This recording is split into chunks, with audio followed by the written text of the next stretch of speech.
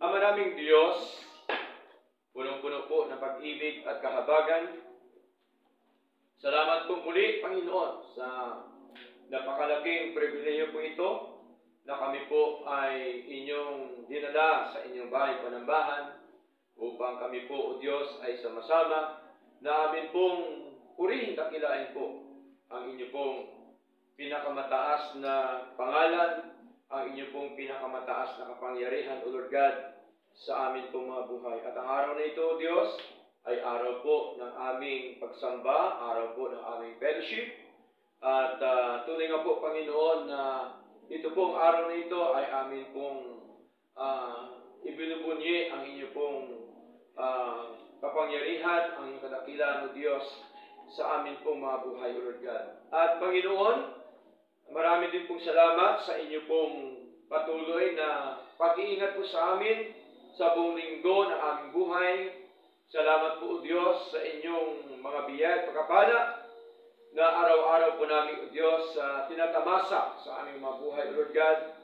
At salamat din po, Panginoon, sa inyo pong mga blessings, Panginoon, na hindi po nauubos, O Lord God, sa aming mga buhay, Lord. At tunay nga po na napakabuti niyo po, Panginoon. Kaya, Panginoong Diyos, ay sama-sama po kami ngayon upang hindi lamang naming awitan po kayo, kundi amin din pong pag-aralan ang inyong pong mga salita.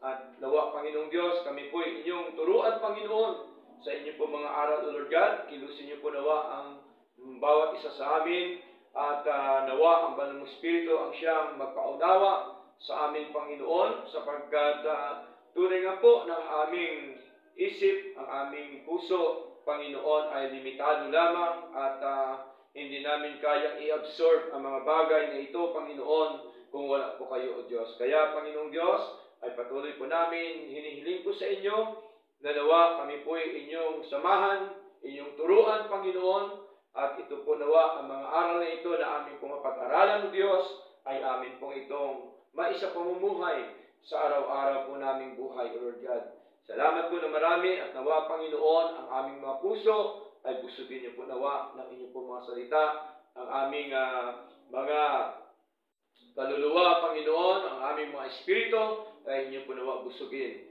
ng inyong po mga salita, O Lord God. Salamat po, Diyos, at tunay nga po, Panginoon, amin din pong dinadalain po sa inyo ang mga kapatid na nag-virtual worship. Sila din po, Ama, ay inyong pong pagpalain, O Diyos, sa inyong pong mga salita. At ang mga kapatid na hindi namin ngayon nakasama, Panginoon, nawa sila po ay aming makasama sa sunod po na pagsamba, O Lord God. Salamat po na marami. Patuloy mo silang ingatan. Saan man sila ngayon, Panginoon.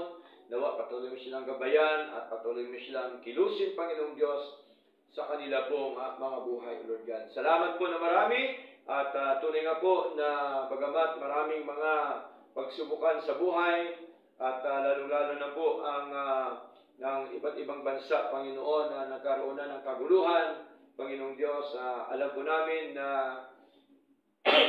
kayo po ang siyang nagtatakda ng lahat ng mga bagay at alam po namin, O Diyos, na kami po, Panginoon, ay inyo pong patuloy na proteksyonan, maging po, Panginoon, ang mga kapatid, Panginoong Diyos, sa iba't ibang lugar, iba't ibang dako, Panginoon, sa daigdig na ito, nawa sila din po inyong iingatan, sila din po inyong proteksyonan, O Lord God. Salamat po na marami, at amin po ito ipinakatiwala, ang gawain po ito sa inyo, Diyos, sa pangalan po ni Jesus, ito po ang aming dalangin.